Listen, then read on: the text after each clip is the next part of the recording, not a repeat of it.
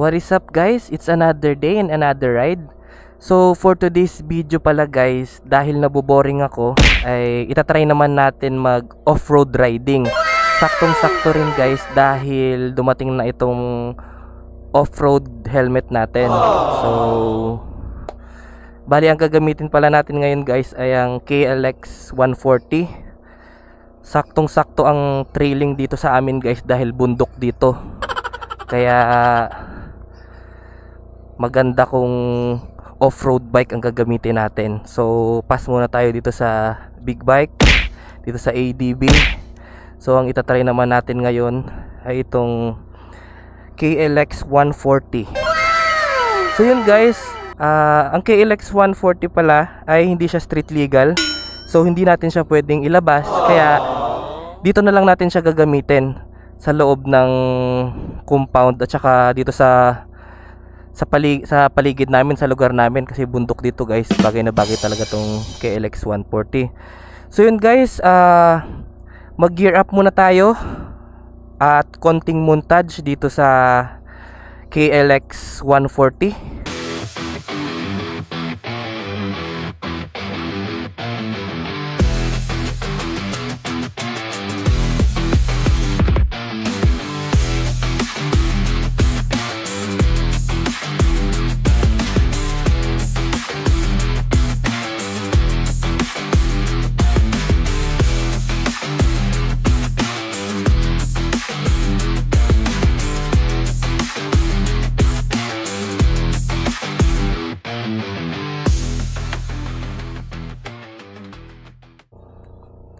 Naka-gear up na tayo guys. So without further ado, let's have a ride.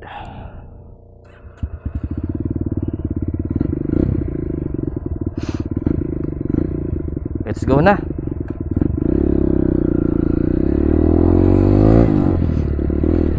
Warm up muna tayo saglit guys, bago tayo pumunta dun sa mga medyo matataas. May motor pa dito ah.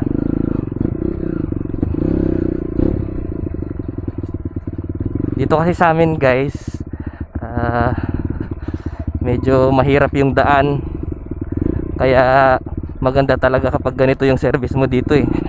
Kaso hindi naman kasi to street legal.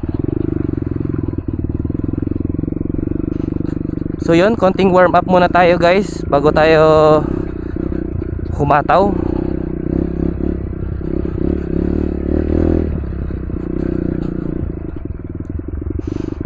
Para hindi tayo mabigla.